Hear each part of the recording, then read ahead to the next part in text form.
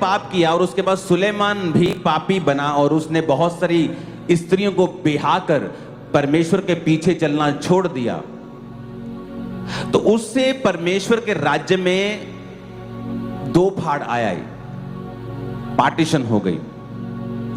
जब जब आप परमेश्वर में पवित्रताई में चलते हैं, आप बढ़ते हैं, और जब जब आप पवित्रताई को कम करते हैं, परमेश्वर आपको कम कर देते हैं। तो उस समय जो राज्य था, परमेश्वर के पाप के सामने पाप करने के कारण उस राज्य में फूट पड़ गई, क्योंकि जब असीरिया के राजा ने उन पे अटैक किया तो जो सामरिया था वो अलग हो गया, और यहूदिया और जो ऊपर गलील का राज्य था ये अलग था। यहूदिया और गलील के राज्य के लोग आपस में मिलते थे और समारिया के लोग जो थे वो अलग हो गए थे। कारण अगर आप पीछे ढूंढने जाएंगे, ये तो यीशु मसीह के समय की बात है, 2000 साल पहले की, लेकिन ऐसा हुआ क्यों कि समारिया के लोगों से यहूदी लोग अपना कोई भी नाता नहीं रखते थे। इसलिए प्रभु यीशु मसीह ने जब कहा था मुझे पानी पिला, तो वो कहते थे तू यहूदी होकर मुझसे पानी क्यों मांगता है, क्योंकि यहूदी लोग हमारे साथ कुछ भी व्यवहार नहीं रखते, वो हमसे नफरत करते हैं। जब परमेश्वर को यहूदिया से गलील जाना होता था तो बाहर से बाईपास होके जाते थे, बीच में से होके नहीं जाते थे। लेकिन यीशु मसीह बीच में होके गए, वो एक अलग बात है। उसने अपनी रेपुटेशन की परवाह नहीं की, लोग क्या कहते हैं परवाह नहीं की, और उस औरत को बचाया और सामरिया को बचाया, वो एक अलग विषय है। लेकिन मैं आपको बता रहा हूं आज कि ऐसा हुआ क्यों। ये शुरू हुआ दाऊद के पाप से, ये शुरू हुआ सुलेमान के पाप से, और पाप के कारण जो दो फाड़ आया, विभाजन आया, टूट आई, उसकी वजह से ऐसा हुआ था। बहुत से विश्वासी हैं, ले हैंड बोलेंगे हमारा करो, लेकिन खुद अपनी जिंदगी के पाप कभी खत्म नहीं करेंगे। उनको ये पता ही नहीं है कि जो मैं पाप कर रहा हूं, मैं अपने नौकरी पे जा रहा हूं और मैं चोरी कर रहा हूं, उसको पता ही नहीं है ये पाप है। लेकिन वो जब बीमार होता है, जब गड़बड़ी होती है लाइफ में, जिंदगी में, घर में फूट आती है, बनती नहीं, लड़ाई होते हैं, झगड़े होते हैं, फिर वो खड़ा होता है प्रेयर लाइन में कि हम पर प्रार्थना करो, शैतान हमारे साथ ऐसा कर रहा है। वो शैतान नहीं कर रहा, वो उस पाप का परिणाम है जो आपने अपनी लाइफ में किया है। तो सुलेमान के पाप ने परमेश्वर की ग्रेस को खत्म कर दिया। तो परमेश्वर ने क्या कहा? प्रभु ने कहा मैंने दाऊद को वायदा किया था कि तेरा इतना दिल अच्छा है, चाहे उसने एक गलती की, प्रभु ने माफ किया, उस गलती का असर हुआ, वो बात अलग है, लेकिन प्रभु उसके दिल से प्यार करता था। प्रभु ने कहा था मैं तेरे बाद तेरे ही वंश को गद्दी पे बिठाया करूंगा।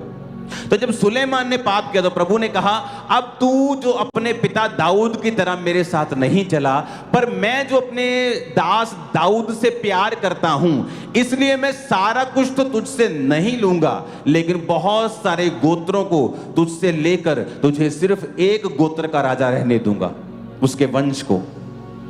तो परमेश्वर ने उसको कम किया, और उसके बाद भी ऐसी घटनाएं हुई कि परमेश्वर इन राज्यों के बीच में फूट डलती गई, और यहूदी भी कई लोग परमेश्वर से फिर गए, और सामरिया वही हिस्सा था, ये वही यहूदी लोग थे जो परमेश्वर से फिर कर अलग हो गए थे। आप देखो कितनी बड़ी सामाजिक प्रॉब्लम है ये, कि आपको जलंधर से लुधियाना जाना है और फगवाड़ा के बीच में वो लोग रहते हैं कि जो आप जिसे पसंद नहीं करते। फगवाड़ा के लोग आपको पसंद नहीं, लेकिन आपको बीच में से होके जाना है। उधर भी आपके लोग हैं, जलंधर भी आपके लोग हैं। कितनी बड़ी एक सामाजिक प्रॉब्लम है। और कारण क्या था? वो पाप जो सुलेमान ने और दाऊद ने किया, वहां से इसकी शुरुआत हुई, और वो आगे बढ़ता बढ़ता एक छोटा सा सांप एक बड़े अजगर के रूप में बदल गया। और विश्वासी को क्या लगता है कि एक छोटा सा पाप है, हमें इसका क्या? मैं चुगली करता हूं, हमें इसका क्या? पास्टर की खिलाफत की, हमें इसका क्या? अपने पापों से मन फिराएं, नहीं तो वो छोटा सा सांप बड़े अजगर के रूप में बदल जाएगा।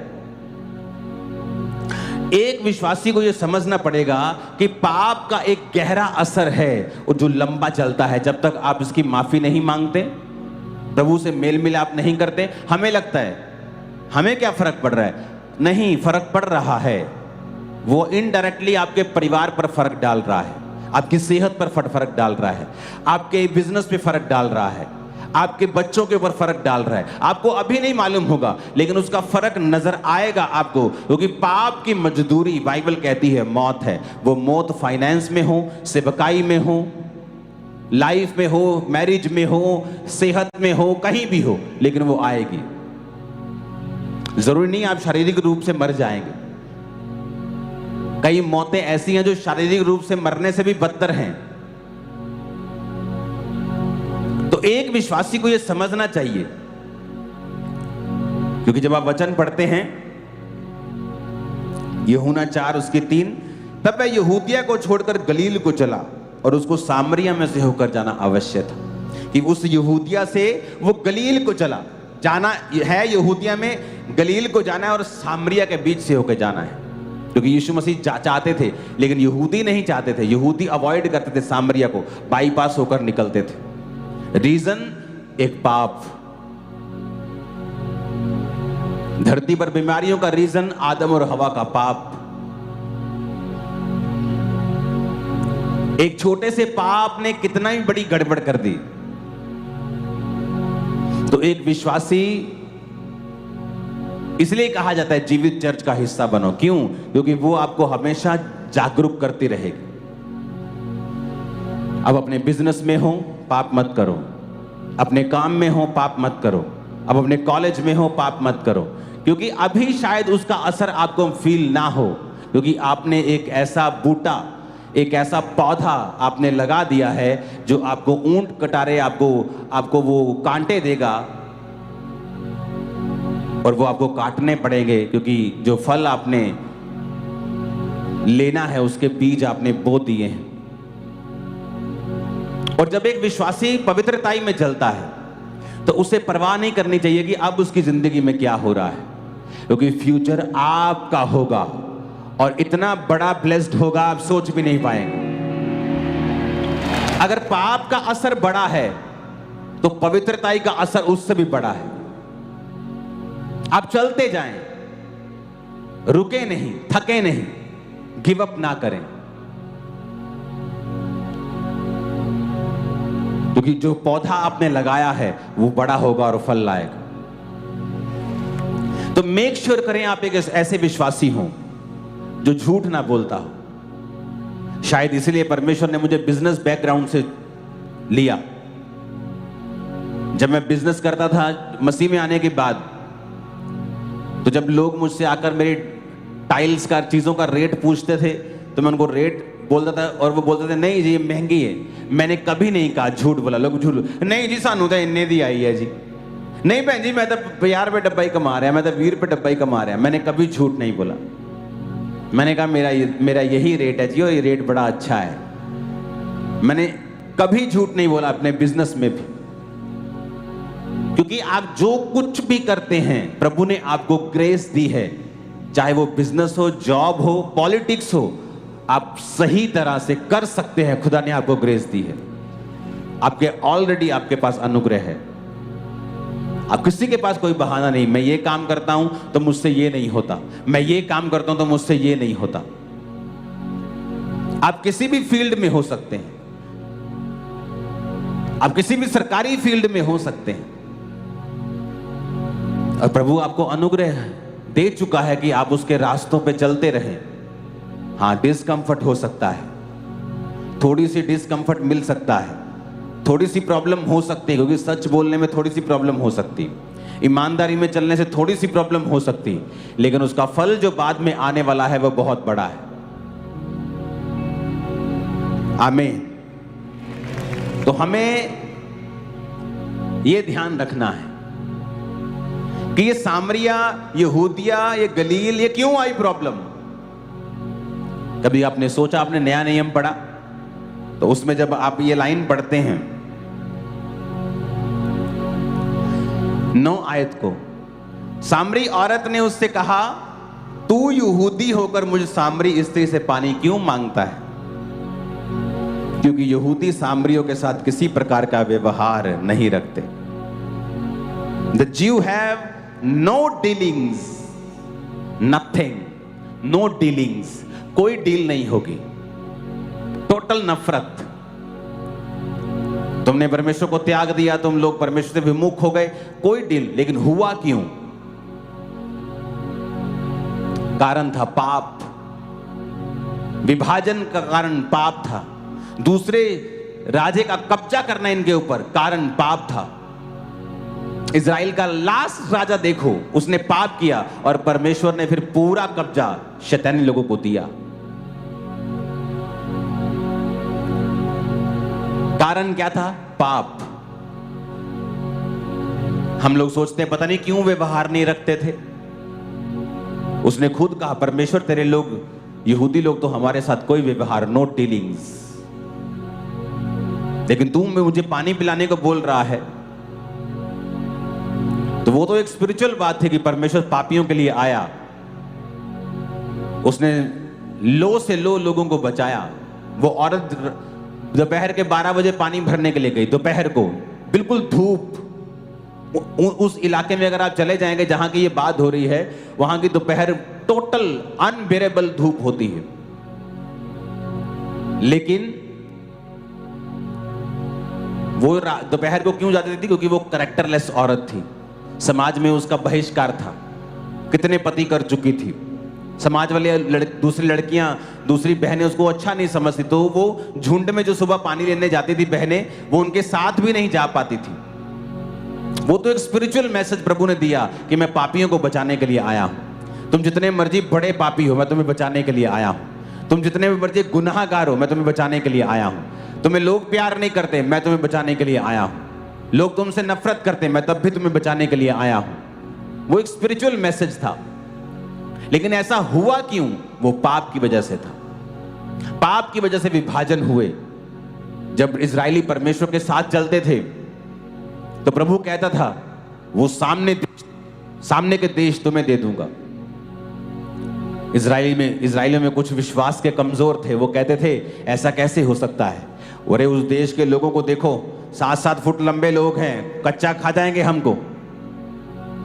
और जो यहां के लोग थे इजरायली, जो उनमें विश्वासी थे, कहते थे यहोवा परमेश्वर उनको हमारे हाथ में कर देगा।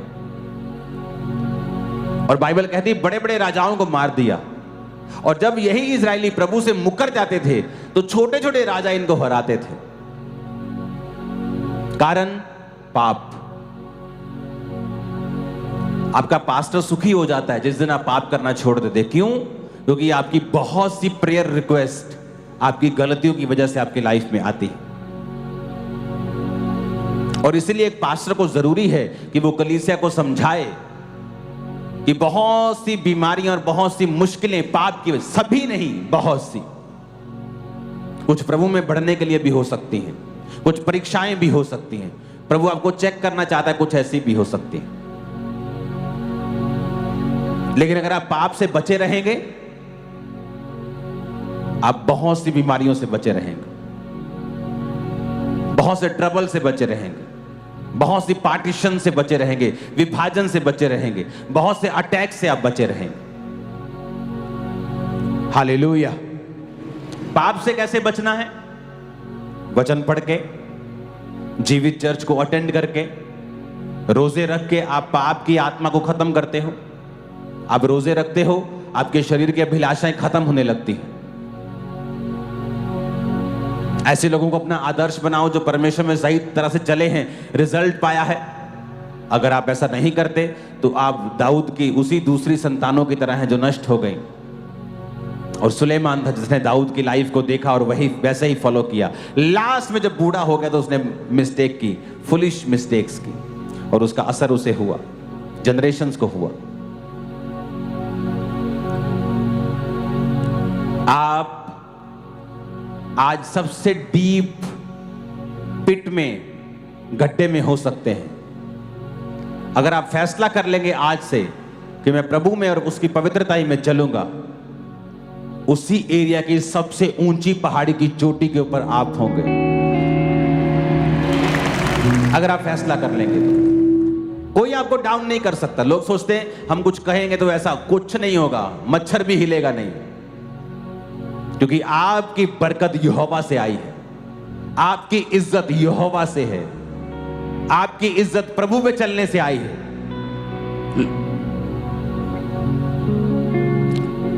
आप देखोगे समाज में लोगों ने अच्छा काम किया, अच्छी बात आप करें, चैरिटी की, उनकी इज्जत बढ़ी, पर मैं आपको बताता हूं वो अपनी इज्जत को मेंटेन नहीं रख पाते।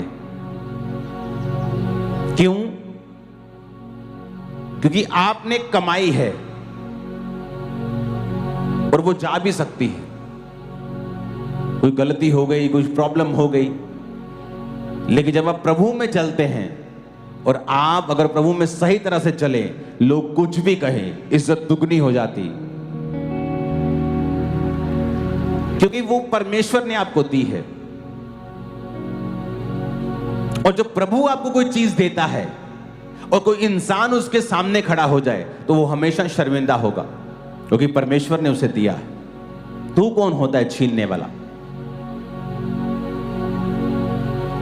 खुदा के साथ वफादार रहें, मेक श्योर करें आपकी लाइफ प्रभु के वचन के एग्जैक्ट लाइन पे हो, नहीं तो उसके जो प्रभाव हैं वो चारों दिशाओं में होते हैं, फाइनेंशियली, फिजिकली, मेंटली भी होते हैं, सोशली भी होते हैं। ये एक सोशल एक्सपेरिमेंट था कि यहूदी कहते हमारे साथ कोई व्यवहार नहीं रखते, सोशली नेशनल इशू बन गया। कारण ढूंढो, पाप। दाऊद के घर में मौतें हुई, कारण ढूंढो, पाप। तो जब हमें पता है कि हम पाप नुकसान करेगा, तो फिर क्यों ना उसके खिलाफ योजनाएं बनाई जाएं। अगर आपको मालूम है कि इस गली में जाने से पाप हो जाएगा तो उसको पहले ही अवॉइड किया जाए। अगर पता है कि फेसबुक पे जाके मुझसे पाप होता है तो कुछ दिन के लिए उसे डिलीट कर दिया जाए। अगर पता है कि ये दोस्त के साथ बैठने से ही पाप होता है तो उस दोस्ती को कुछ दिन के लिए डिलीट कर दिया जाए। काना होके मेरे राज्य में यीशु ने कहा प्रवेश कर जा, ऐसा ना हो कि दो आंखें रख के तू नरक में चला जाए। अपने हाथों को उठाओ,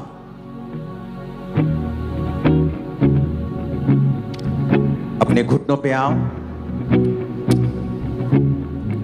यीशु के लहू को मांगो कि प्रभु आज से मेरे जाने अनजाने में किए सारे गुनाहों को माफ कर। सब लोग घुटनों पे आ जाओ, कहो आज से मैं कोई पाप ना करके तेरे राज्य में चलूंगा। ऊंची आवाज में